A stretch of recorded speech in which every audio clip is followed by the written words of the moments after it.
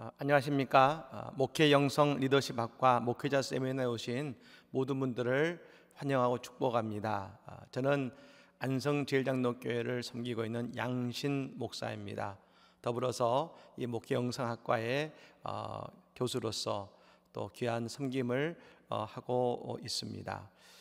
오늘 여러분께 저희 안성제일장로교회를 소개하면서 한국교회, 특별히 저희 교회가 이 안성 지역에 하고 있는 작은 기여함들을 함께 나누고 싶어서 이렇게 이 자리에 서게 되었습니다. 영상으로 인사드리게 된 것 죄송한 말씀을 드립니다. 그러나 하나님께서 영상을 통해서도 우리에게 주시는 또 큰 은혜가 있을 것이라고 믿습니다. 먼저 우리 안성제일장로교회를 소개해 드려야 될 것 같은데요. 여러분, 저희 교회는 올해로 창립 122주년이 되는 교회입니다. 그리고 안성이라는 지역에 위치하고 있습니다만, 어떤 분들은 안성을 아시는 분도 계시겠지만 아마 안성이 어디 있는지 잘 모르시는 분들이 많이 계실 겁니다. 대체로 안성하면 안성탕면을 아시지 안성이 어딘지는 잘 모르십니다. 저희 안성은 이제 도농도시입니다. 인구 18만밖에 되지 않는 도농도시입니다만, 그러나 저희 교회가 주목을 받는 이유는 매년 200명의 새가족들이 우리 교회에 등록하고 있는 것입니다. 코로나 때에도 저희 교회가 100명 이상의 새가족이 등록했었고, 코로나를 지난 작년에도 200명에 가까운 새가족들이 함께 등록하면서 우리 교회가 하나님의 아름다운 또 모범이 되고 있고, 또 현재 장년과 아이들까지 매주 1,500명 이상의 교우들이, 우리 아이들과 장년들까지 해서 1,500명 이상의 교우들이 예배하고 있는 그런 교회라고 소개해 드릴 수 있겠습니다. 오늘 두 가지에 대해서 말씀을 드리고 싶습니다. 먼저 우리 교회가 지속적으로 성장해 온 그 교회의 내용을 함께 나누고 싶고요. 그러면서 코로나를 지나면서 우리는 어떤 대응과 그리고 어떤 교회의 모습으로 나아갔고, 그리고 코로나 이후에 우리 교회는 어떤 방향으로 또 나아가고 있는지를 세 분에 걸쳐서 여러분과 함께 나누고 싶습니다. 먼저 우리 안성제일장로교회의 어떤 역사적인 특징을 잠깐 설명드리고 싶습니다. 저희 교회는 1902년도에 프레드릭 밀러 선교사죠, 민노아 선교사님에 의해서 설립이 되었습니다. 안성제일장로교회는 현재 122년 된 교회로서 현재 제가 11대 담임 목사로 섬기고 있습니다. 지난 2014년도에 담임 목사에 취임이 되고 지금까지 만 10년간 귀한 사역을 감당하고 있습니다. 그리고 현재 안성시의 장자의 교회로서, 우리 교회가 최초의 교회로서 많은 혁혁파적 영향력을 가지고 있는 교회로 역할을 감당하고 있습니다. 우리 교회는 이 안성을 보시게 되면 지리적 특성이 있습니다. 안성의 지리적 특성은 조금 특이합니다. 다른 것은 이렇게 동그랄지 모르지만 길쭉한 이 모양을 하고 있어서, 왼쪽으로 서쪽으로 보면 경부고속도로를 접하고 있고 동쪽으로는 중부고속도로를 접하고 있습니다. 안성의 전체 인구는 한 19만 정도가 되고요. 그래서 서쪽에 있는 경부고속도로 지역에 약 9만의 사람이 거주하고 있고, 그리고 이들은 대체로 평택과 서울이 그 거주지 활동권이 되겠습니다. 그리고 이 중부고속도로인 동쪽 지역은 주로 일축 지역인데 4만 명에서 5만 명이 거주하면서 충청북도와 만나 있기 때문에 주로 충청북도가 생활권이 되고 있는 것입니다. 그리고 안성의 한 가운데에도 노란 지역이 있지 않겠습니까? 이 지역은 안성의 중심가로서 약 5만 명이 거주하고, 나머지 시골에 또 4만 명 정도 흩어져 살고 있습니다. 그래서 보시면 이 끝과 끝이 발전되어 있고 가운데에 있다 보니까 사실은 이 안성 내에서 교회가 발전한다는 것은 쉬운 여건은 아니다라고 말씀을 드릴 수 있겠습니다. 그러나 그럼에도 불구하고 지금 저희 교회는 저 서쪽의 공도 지역과 동쪽의 일축 지역에서 많은 성도님들이 지금 교회로 오고 계시고, 그래서 오히려 우리 교회가 이 가운데로서 좋은 지리적 여건을 갖는 교회로의 모습을 가지고 있다라고 오히려 설명드리고 싶습니다. 우리 교회적 특성을 잠깐 설명을 드리겠습니다.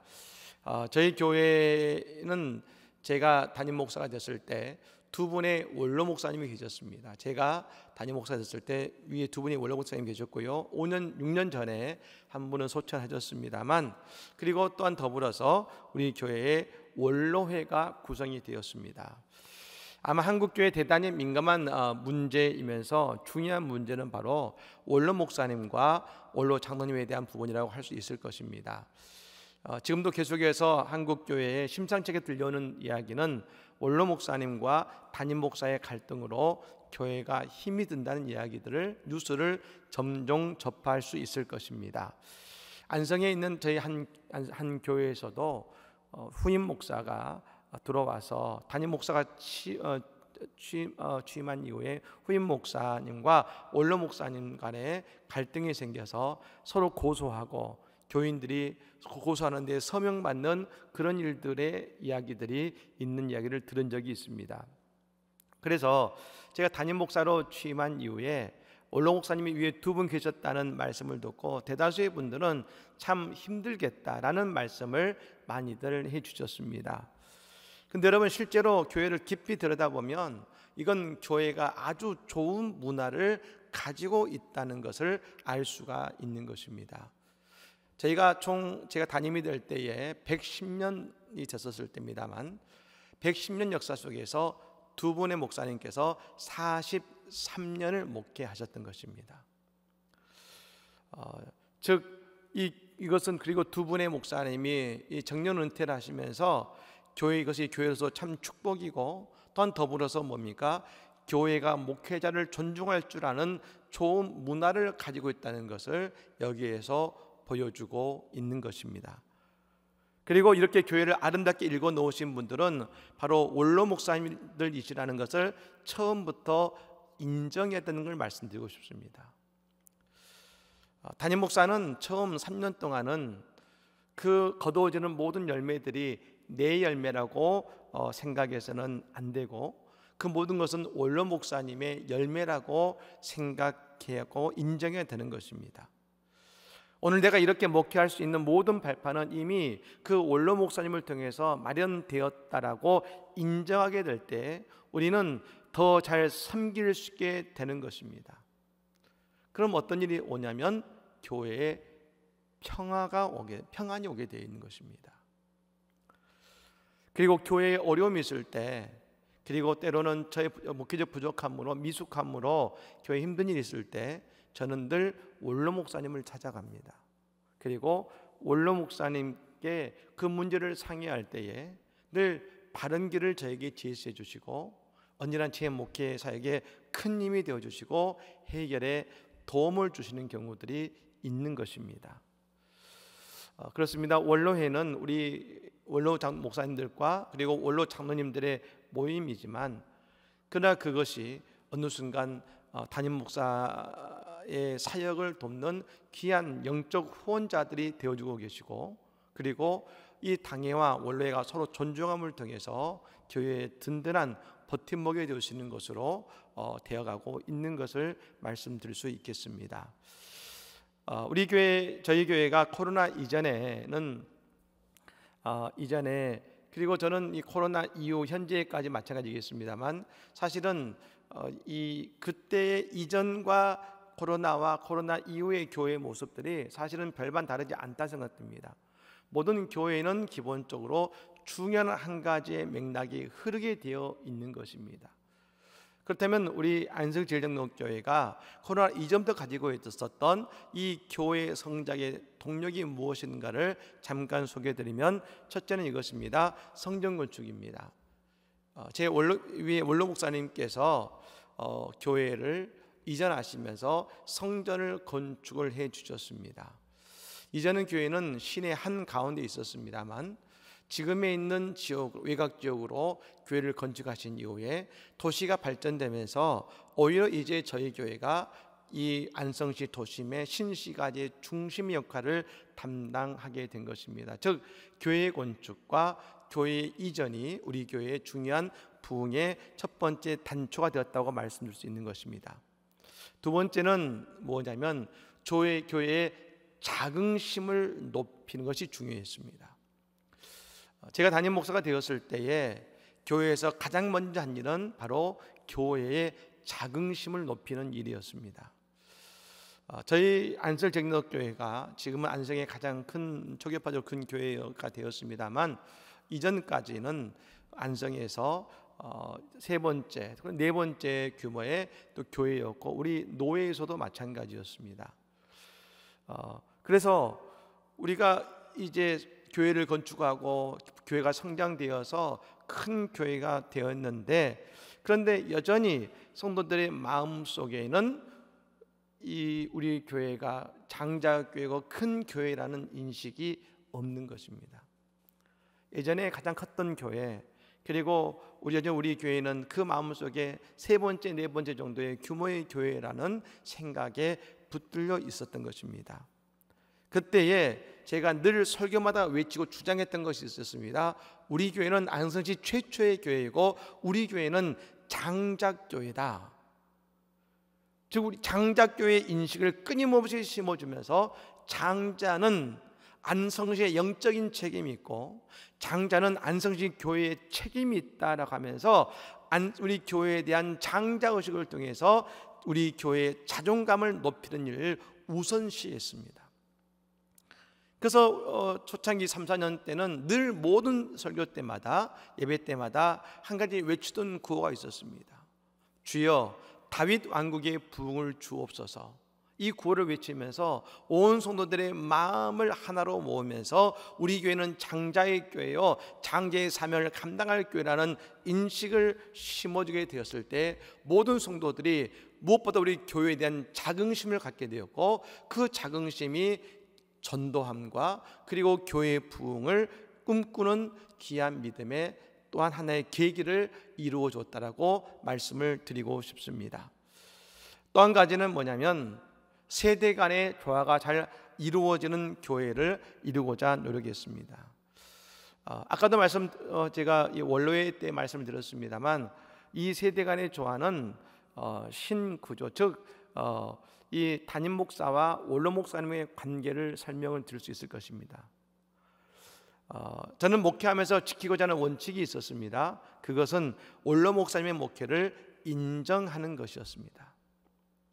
그리고 그것은 함부로 해오시던 것을 바꾸지 않는 것이었습니다. 개척교회를 하시는 분들은 내가 원하는 대로 교회의 체계를 세울 수 있습니다. 하지만 원로 목사님이나 전임 목사님을 통해 기존의 교회들은 이미 세워진 것이 있다면 그것을 먼저 후임 목사는 인정해야 되는 것입니다. 그래야 교인들이 혼란이 적습니다. 많은 교회들이 담임 목사님이 부임하자마자 모든 틀과 프로그램을 새롭게 바꾸고 도입하고자 합니다.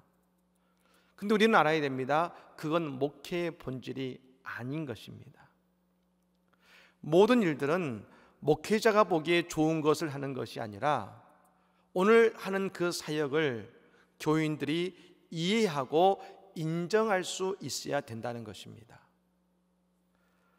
후임 목회자가 전임 목회자를 인정하지 않을 때 교인들은 후임 목회자에 대해서 고민하기 시작하는 것입니다. 여러분, 교인들이 우리를 담임 목사로 인정하는 시간이 얼마나 걸릴까요?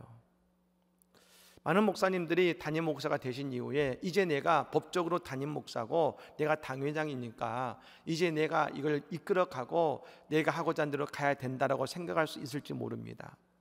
법적으로는 그렇습니다. 그런데 우리는 이걸 생각해 봐야 됩니다. 교인들이 심정적으로 우리를 담임 목사로 인정하고 있는가? 대체로 그렇지 못하다는 것입니다. 저 같은 경우는 이미 20년간 담임 목사님으로 섬기던 그 담임 목사님의 그 자리를 지우고 곧바로 새로 오신 담임 목사님을 내 담임 목사로 인정한다는 것은 결코 쉬운 일이 아닙니다. 시간이 필요한 것입니다. 그래서 어떻게 하느냐? 전임 목회자를 먼저 인정하는 것이 필요한 것입니다. 그리고 그 속에서 내가 묵묵히 믿음의 사역을 해 나갈 때 어느 순간 성도들은 저를 담임 목사로 인정하게 되는 것이지요. 그런데 여러분, 저는 화평을 이루는 교회가 평화를 이루기 위해 최선의 노력을 다해 왔습니다. 신구의 조화와 새 가족들과 기존 교인들의 조화를 위해 노력한 것입니다. 그리고 이를 위해 교회 사역 가운데 분명하게 추진해온 내용들이 있는 것입니다. 세 번째로, 그래서 교회의 사역적 특성을 설명을 드리고 싶습니다. 코로나 이전부터 지금까지 계속해서 진행되는 사역의 특징, 첫 번째는 이것입니다. 2년에 10개의 프로그램을 할 것인가, 10년간 10개의 프로그램을 할 것인가에 대한 물음인 것입니다. 새로운 목회자로 세움을 받고 담임 목사가 되었을 때 받는 유혹이 있습니다. 전임 목회자의 약점이 보이고 내가 해야 되는 프로그램들, 또 내가 하고 싶은 프로그램들을 빨리 해서 교회를 변화시키고 더 발전시키고자 하는 그런 마음을 갖는 것입니다. 그래서 대체적으로 교회를 보면 2년 사이에, 평균적으로 2년 사이에 10가지 이상의 프로그램과 변화들을 가지고 옵니다. 근데 여러분, 어떻게 되느냐면 2, 3년 사이에 그 모든 하고 싶은 프로그램을 다 합니다. 그리고 나서 그대로 10년을 갑니다. 처음에 2, 3년간은 많은 변화들, 특별한 변화들을 시도하지만 그 위에 특별한 변화가 없습니다. 그리고 2, 3년 이후에 그 이후에 10년을 그냥 가는 것입니다. 근데 여러분, 만일 그 하고자 하는 10가지의 프로그램을 매년 하나씩 시도한다면 어떨까요? 10년이 지나면 똑같이 10개의 프로그램을 교회에서 진행하고 있을 겁니다. 2, 3년 사이에 10개의 프로그램을 진행하는 교회, 그리고 매년 10년 동안 꾸준하게 한 개의 프로그램을 진행하고 10개의 프로그램을 10년 동안 진행한 교회, 10년 지난 후에 똑같이 10개의 담임 목사가 하는 프로그램을 진행을 해왔습니다. 근데 차이가 있습니다. 2년 만에 모든 것을 진행하면 나머지 8년은 지루할 수 있습니다. 늘 똑같습니다. 하지만 매년 한 가지씩 목회자가 프로그램을 제시하면 매년 새롭습니다. 그리고 시행되는 한 가지 프로그램을 교인들이 내 것으로, 나의 교회 것으로 받아들일 수 있는 시간을 가지게 되는 것입니다. 우리가 한 가지 인정해야 되는 사실이 있습니다. 많은 교회들이 코로나 이전에는 교인들이 힘들어도 따라와 줬습니다. 이해하지 못해도, 그것을 받아들일 수 없어도 따라와 주었었습니다. 하지만 코로나 이후에는 교인들의 마음의 밭이 바뀌었습니다. 내가 이해되지 않으면, 내가 원치 않으면 곧바로 튕겨나갑니다. 아니면 밀어내기도 합니다. 우리가 하는 모든 프로그램들, 모든 교회의 목회적 계획들은 성도들이 이해하고 따라와 줄 수 있을 때, 우리는 그때에 그렇게 우리의 이 목회적 프로그램을 진행할 때 교회가 탄탄하고 교회가 그 프로그램의 열매들을 거둘 수 있게 되는 것입니다. 또 한 가지는 뭐냐면 기본에 충실한 교회가 되고자 노력했습니다. 그것은 바로 예배와 기도와 선교에 집중하는 교회가 되고자 한 것입니다. 지금까지 마찬가지입니다. 저희 교회의 특징을 말하러 간다면 기도 많이 하는 교회라고 말씀드리고 싶습니다. 먼저 저희 교회는 두 개의 중요한 기둥이 있습니다. 그것은 사순절에 이루어지는 감난산 특별 새벽기도회와 그리고 10월 중순부터 11월 초까지 이루어지는 21일 다니엘 특별 새벽기도회가 바로 그것입니다. 감난산 특세는 6주간, 다니엘 특세는 4주간 이루어지는데 결코 쉽지 않습니다만, 그러나 중요한 것은 이 특세 기간을 통하여 교회의 영성의 성장이 아주 중요한 역할을 하고 있다는 것입니다. 그리고 여러분, 이때에 이 개근하신 분들은 그 이름을 동판에 새겨서 저희 교회 벽에 게시하고 있습니다. 저희 교회는 역사가 있다 보니까 그 다양한 세대들이 한 교회에 모여 있곤 합니다. 그래서 늘 그런 말씀을 드립니다. 앞으로 우리의 후손들이 우리 교회의 그 기도의 벽을 볼 때 그 기도에 개근한 우리의 할머니, 할아버지, 아버지 이름을 발견할 때 그 기쁨, 그리고 그 시간을 생각해 보시라고 하면서 이 시간 개근하자고 말씀드리면 많은 분들이 그것을 붙들고 열심히 최선을 다해 참여하시는 것입니다.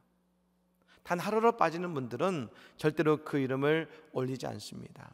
그리고 개근하신 모든 분들은 그래서 더욱더 자랑스러워하게 되는 것이죠.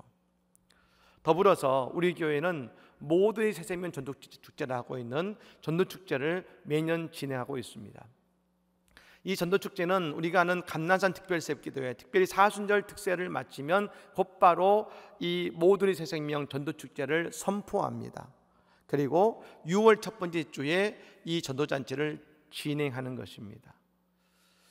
늘 저는 이 특세를 진행하면서 생각하는 것이, 우리가 특세를 통해서 영적인 에너지가 쌓이고 영적인 은혜를 경험했는데, 많은 교회들을 보면 그 은혜를 받고 마치 그것이 행사처럼 그냥 끝나버립니다. 근데 그 세워진 영적인 에너지를 어떻게 하면 좋을까, 그 받은 은혜를 어떻게 우리가 나누면 좋을까를 고민하다가 우리가 그 받은 은혜를 전도하면 좋겠다 해서 그때부터 곧바로 우리의 전도의 태신자 작정이 들어가고 2달 동안 끊임없이 전도하기에 온 교우가 함께 노력해서 6월 첫째 주일에 그 교인들의 교회로 초청해서 함께 예배합니다. 근데 여기서 중요한 것은 저희 교회 그 모두리 새세면 전도축제에 오시는 분들은 그날 오신 분들의 명단을 받지만 그분들을 등록해 하진 않습니다. 그분들에게 우리가 당신들 위해 기도했습니다 알려드리고 그분들을 축복해 드린 이후에 저희 교회는 바로 그 모세 그 다음 주부터 등록을 받습니다. 하나님의 교회를 방문한 이후에 교회를 다니시겠다고 결단하신 그분들을 하나님의 교회로 등록함으로 우리 교회 새가족 가운데 허수를 만들지 않도록, 그래서 저희 교회의 새가족은 허수가 많지 않습니다. 여러분, 코로나 이전에는 태신자들 150명 이상, 코로나 때는 매년 100명 이상의 태신자들이 방문해서 함께 귀한 은혜를 나누었고, 또 그분들이 이후에 우리 교회에 다 등록하시는 그런 열매들을 거두고 있는 것입니다. 또한 더불어서 저희가 감난산 20일 다니엘 특세를 마치고 나면 10월 말에 마치고 나면 11월 초에 반드시 부흥성회를 갖고 있습니다. 그동안 소강성 목사님, 김동원 목사님, 이동원 목사님, 정성진 목사님, 장창수 목사님 등 많은 한국교회에 정말 유명하신 목사님들, 그리고 무엇보다도 말씀을 내주시는 목사님들을 초청해서 4일간 새벽과 저녁에 부흥성회를 통해서 특세에 받은 은혜를 더욱 깊이 있게 만드는 시간을 갖습니다. 이 성도들의 신앙의 성장에 큰 도움이 되고 있고, 이 받은 은혜를 통해서 연말과 연초를 끌어가는 귀한 믿음의 터전의 시간을 갖고 있는 것입니다. 또 한 가지 우리의 교회의 특징은 뭐냐면, 저희 교회에 들어오시면 바로 들어오시자마자 소예배실을 접하게 됩니다. 한 200명 정도 들어가는 그런 소예배실입니다만, 그곳은 24시간 오픈해 놓고 있습니다. 우리 교인이 아니시더라도 누구든 오셔서 기도할 수 있게 해드리고 있는 것이죠. 여름에는 시원하게, 겨울은 따뜻하게. 그래서 멀리 다른 지역으로 교회를 다니시던 분이 저희 교회 그 기도의 자리에 오셔서 늘 기도하시다가 저희 교회에 등록하신 경우를 또 보게 됩니다. 그래서 교회가 밤낮 기도의 시리가 끊이지 않고 늘 교회를 들어왔을 때 기도의 시리가 들을 수 있는 교회가 될 수 있도록 우리는 최선을 다해 노력하고 있고, 더불어 중보기도 사역을 통해서 현재 80여 명 이상의 중보기도 사역자들이 일주일 내내 성도를 위해 중보하는 그런 기도의 시스템들을 진행하고 있는 것입니다. 또 한 가지 저희 교회가 하고 있는 기도와 이 예배 이후에 저희 교회는 선교사 파송 및 선교 후원에 최선을 다하고 있는 것입니다. 저희 교회는 이 선교사가 세운 교회이기 때문에 그 이전까지 선교사를 파송하지도 못하고 몇 차례 단교 선교가 있었습니다만, 우리가 다양한 나라로, 또 몽골로, 동티모르로, 필리핀으로, 캄보디아로, 여러분 그리고 이제 인도네시아까지 다양한 나라로 단기 선교를 진행할 뿐 아니라, 그리고 그곳에 하나님의 교회를 건축하고, 또 그리고 캄보디아에 선교사를 파송하는 또 귀한 믿음의 사역들을 감당하면서 우리 교회는 선교에 집중하는 교회가 된다 하면서 그 선교를 감당하고 있습니다. 그런데 여러분, 선교를 감당하면서 느껴지는 한 가지가 있습니다. 그것이 뭐냐면, 선교는 기도만 하는 교회를 통해 하나님이 선교를 하시는 것을 다시 한번 깨닫게 됩니다. 저희 교회가 기도에 집중하고 기도하기에 있을 때에 하나님께서 선교의 문을 여시는 것을 늘 체험하고 있습니다. 저희는 이 선교를 진행하고 총 3가지 선교를 말씀드렸습니다. 첫 번째는 청년 선교입니다. 청년들이 매년 2월 달이면 필리핀에 가서 대학생들을 전도합니다. 또 8월 달이면 제주 선교를 진행합니다. 저희 교단 내에 제주도에 있는 한 10개의 이 선교학교와 수련을 하기 어려운 그 교회들 모아서 저희 교회가 매년마다 그 교회들을 위해 선교학교와 청년들이 수련회를 진행하고 있는 것입니다. 두 번째는 장년 선교입니다. 선교사를 캄보디아에 파송하고 선교센터를 세운 이후에 장년들 중심으로 교회를 건축하고 선교지를 함께 후원하고 협력하고 있는 것입니다. 세 번째는 교회 건축 사역이라 할 수 있습니다. 동티모르와 캄보디아, 인도네시아에 교회를 건축하고 있고, 지속적으로 꾸준하게 교회가 필요한 곳에 교회를 건축하고자 준비하고 나아가고 있는 것입니다. 이것이 바로 우리 교회가 꾸준히 코로나 이전부터 지속해 왔던 믿음의 사역을 할 수 있습니다. 그렇다면 이제 여러분에게 코로나 시기의 교회 사역을 잠깐 소개해 드리고자 합니다. 코로나 3년을 지내면서 저희는 한 가지 분명한 목표와 생각을 가졌습니다.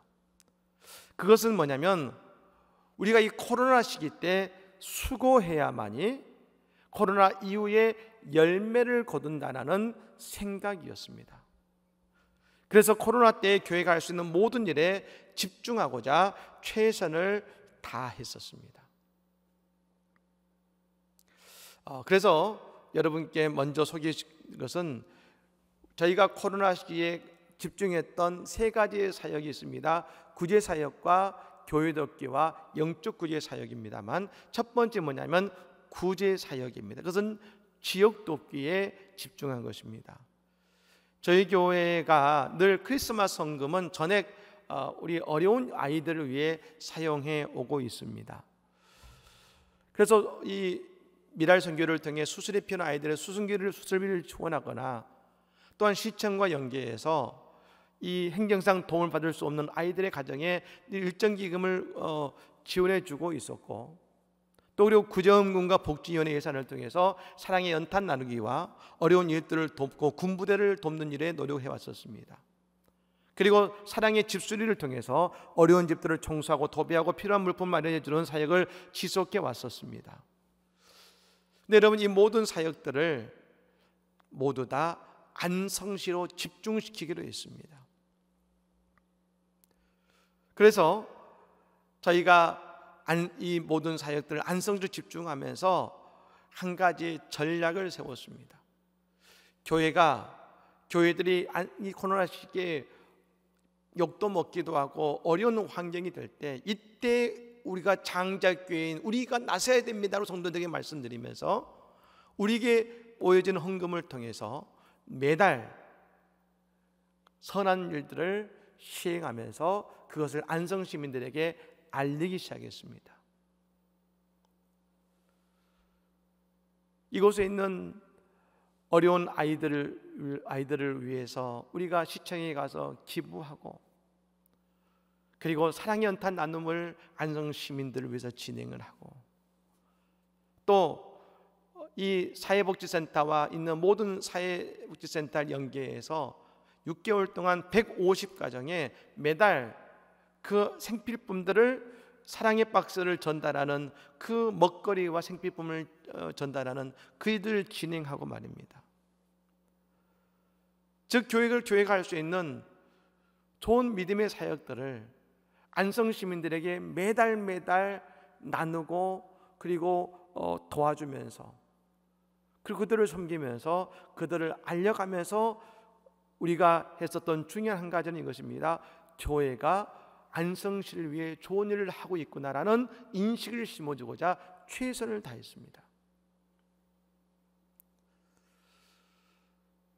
성도님들에게 그런 말씀을 드렸습니다. 많은 분들은 우리가 이런 일을 하는 건 좋지만 우리만 해야 됩니까? 라고 하는 분들도 계셨습니다만, 그런 말씀을 드렸죠.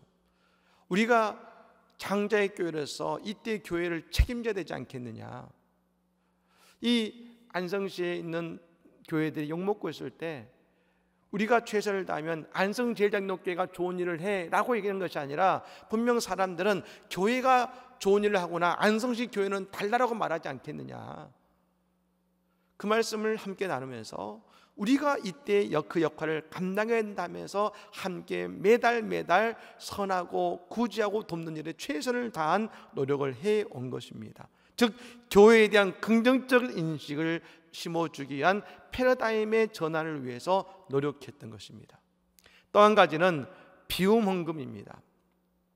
이 성도들의 이 비움헌금은 뭐냐면, 저희 지역과 그리고 저희 노회, 이 교단의 이 인근 지역에 있는 교회 가운데 개척교회들의 월세를 내주는 운동을 끊임없이 지속했었습니다. 3년간 15개의 교회를 지속적으로 한 번에는 50만 원씩, 100만 원씩 그 교회들을 꾸준하게 전방위 후방위씩 나누어 끊임없이 그 교회를 지원해오고 후원하면서 그 교회를 격려해 온 것이 그 교회 돕기에 일환이 되었고, 지금도 그 교회들의 좋은 의지터가 버팀목이 되고자 저희는 노력하고 있습니다. 그리고 중요한 것은 세 번째입니다. 영적 구제 사역을 하고자 노력했습니다.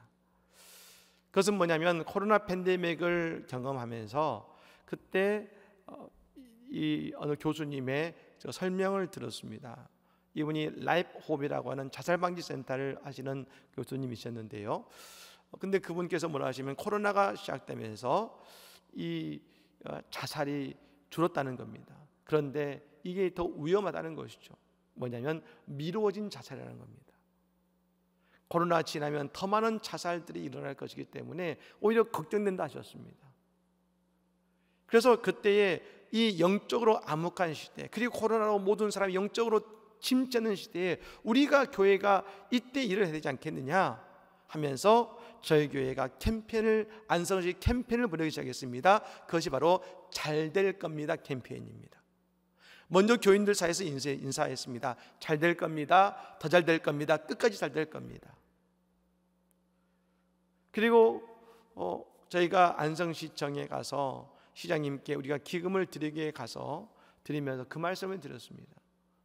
시장님은 안성 시민을 위해 물질적인 이 일을 담당하신다면, 저희는 안성 시민의 영성을 책임지고 있지 않겠습니까? 지금은 중요한 것은 절망하고 낙심하고 있는 이 사람들의 영적인 마음을 일으키는 것이 중요한 시대이기 때문에 그 일을 교회가 감당하고자 합니다. 그래서 우리 교회는 잘 될 겁니다 캠페인을 시작했습니다. 그래서 여러분 이 스티커를 만들었어요. 어떻게 했냐면 그 벽에 붙이고 차문에 붙이고 문에 붙이면서 잘 될 겁니다를 시작했습니다. 그리고 시장님께 부탁드리는 것은 우리가 길가에 보면은 이 길가에 깃발이 붙지 않습니까? 공공 사업이 진행될 때 캠페인할 때 붙는데 그것은 기본적으로 공기업이나 아니면 시청 공공적인 일을 위해서만 그것을 할 수 있는 것입니다. 절대로 일반 사적 단체를 할 수 없는 것입니다만 시장님께 제가 부탁드렸습니다. 거기에 우리 교회 이름을 넣지 않을 테니까 그냥 잘 될 겁니다고 써 있는 그 깃발을 하게 해 주십시오 부탁했을 때 시장님께서 특별히 유일하게 저희 교회가 그걸 붙일 수도 허락해 주셨습니다.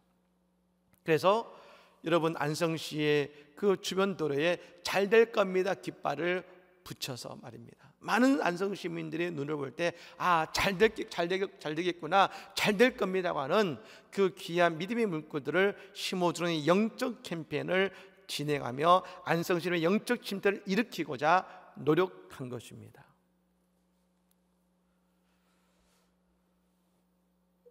그 결과인지 모르겠습니다만 이 코로나를 지난 이후에 많은 안성 시민들이 특별히 저희 교회에 대한 많은 호감도와 그리고 좋은 이미지를 갖게 되고 있는 것을 보았습니다. 아까도 말씀드렸습니다만 저는 생각하면서 코로나 시대에 우리가 얼마만큼 최선을 다하느냐가 코로나 이후의 열매로 드러날 거라 생각을 했었습니다. 그리고 분명한 것은 저희 교회 속에 그 열매들이 지금도 드러나고 있다는 것입니다. 이제 코로나를 지나서 새로운 패러다임 시프트의 그 시절을 맞게 되었습니다. 그 코로나 이후에 그럼 어떻게 우리가 우리의 그 코로나의 사역을 이후에 갈 것인가를 고민하면서 우리 성도들의 특별히 성도들 보면서 느껴지는 것은 3년의 시간 동안 온라인과 그런 시간을 통해 신앙에 약화된 것을 깨달았습니다. 그래서 성도들의 영적 동력을 일으키고자 여러 가지의 노력을 진행해 왔었습니다. 하고 있습니다. 첫 번째는 것입니다. 예배의 다양화입니다. 저희는 총 4부 대예배를 드리고 있습니다. 1부에 7시 반, 2부는 9시, 3부는 11시, 그리고 4부는 1시 반입니다만 4부는 청년들 중심으로 하는 그런 예배입니다만 그 예배가 종료는 똑같은 예배였습니다만 이 예배를 변화시켰습니다. 그래서 1부 예배는 어떻게 했냐면 매주일마다 성만찬 예배를 진행하고 있습니다. 코로나 이전에는 100여 명이 모이던 교회가 이 일부 예배가 성만찬 이후로 200명의 성도들이 모여 지금 예배하고 있습니다. 2부는 찬양 예배입니다.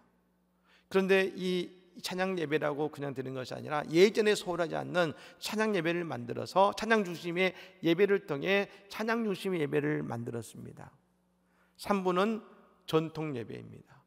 기존에 드려오던 이미 20년, 30년 이상 진행된 그 예배 순서를 통해 변함없이 진행된 전통적 진행 예배 형식으로 예배를 드리면서 이 예배의 다양화가 성도들에게 많은 만족감을 주고 한번 드리고 싶은 예배, 오고 싶은 예배 자리를 만들고자 노력했고 그리고 교회의 풍성함을 느낄 수 있도록 만들고 있는 것입니다.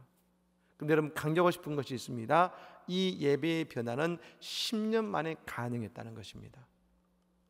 제가 미국에서 박사 공부를 하고 왔습니다만 제 전공이 예배학이었습니다. 예배학 강의도 또 하고 있습니다만 그러나 10년 동안 여러분 제가 한 것은 오직 한 가지였습니다. 5년 만에 예배 순서 2개의 자리 바꾸는 것이 전부였습니다. 그런데 10년이 지난 이후에 이제 예배의 변화가 일어났고 그리고 교회와는 활성화가 이루어지고 있다는 것입니다. 두 번째는 뭐냐면 전교인 큐티하기를 진행하고 있습니다. 코로나를 지나며 성도들의 영적 침체가 무척 큰 문제로 인식되었습니다. 어떻게 할까를 고민하다가 큐티에 집중하기로 했습니다. 그리고 우리들 교회 김양재 목사님이 발간하시는 큐티인을 활용해서 새벽마다 함께 큐티 말씀을 묵상하고 있습니다. 참 이 큐티인이 좋은 것은 그 맨 뒤에 그 매일마다 그 뒤에 성도들의 간증이 나옵니다. 그 간증이 많은 사람들에게 도전과 위로가 되고 있는 것입니다. 그리고 작년에 큐티 세미나와 큐티 부흥회를 통해서 큐티의 바람을 일으켜서 말씀이 성도들을 치유하고 그 마음을 위로하는 그런 일들을 만들어가고, 또한 큐티를 통해 자생적인 큐티 모임들을 끊임없이 만들어가고 있는 그런 상황 속에 진행되고 있는 것입니다. 세 번째는 구역의 변화와 사역위원회인 것입니다. 저희 교회는 여러분 특별한 프로그램을 가지고 있지 않습니다. 그러나 이제 그 구역 않습니다만 이 구역과 또한 더불어서 이 사역위원회를 만들어서 평신도 리더십을 끊임없이 키워가고 있는 교회의 패러다임을 바꾸고 있다고 설명드릴 수 있겠습니다. 지금 이것이 현재 우리 교회가 코로나 이후에 진행하고 있는 소중한 발걸음인 것입니다. 즉 코로나 이전 또 지금까지 진행하고 있는 교회의 큰 물줄기, 그리고 코로나 때에 사회와 세상 속에 빛과 소금이 되고자, 그리고 그것을 통해서 교회가 세상과 가까이 있고 교회가 선한 일을 하고 있다는 것을 이해시키고 하고 있는 또 귀한 믿음의 발걸음과 더불어서 이제 코로나 이후에 새로운 예배와 그리고 종교인의 또 그리고 큐티와 또 보시는 것처럼 방송시설을 통해 새롭게 방송시설을 변하게 하는 여러 가지 많은 일들을 통해서 코로나 이후에 성도들의 입맛과 더불어 그들의 니드를 채워가는 영적 이 패러다임을 진행하고 있는 것입니다. 그리고 그것이 매년 작년에도 200명 가까이의 새벽 가족들이 등록하게 되는 귀한 하나의 계기들이 되고 있습니다. 제 안성 내에서도 교회들이 분란 있는 교회들이 참 많습니다. 근데 저희 교회에 오시는 분들 가운데 그런 말씀하시는 분들이 있습니다. 안성 제일장로교회는 교회가 평안해서 좋습니다. 늘 평안한 교회, 그러면서 은혜 받는 교회, 그리고 하나님의 사역을 감당하는 교회가 되고자 함께 노력하고 있는 것입니다. 이제 마지막 정리를 하겠습니다. 안성제일장로교회를 방문하신 목회자들이 처음에 가지는 생각이 있습니다. 특별히 부목사님들이 가지는 생각이 뭐냐면 특별한 프로그램이 없다는 겁니다. 흔한 제자 훈련도 없습니다. 근데 여러분 이건 의도된 것이라 할 수 있습니다. 많은 성도들이 요청하기도 합니다. 왜 다른 교회 하는 이 프로그램을 안 하느냐고 저에게 요청합니다. 왜 제자 훈련을 안 하느냐고 요청합니다.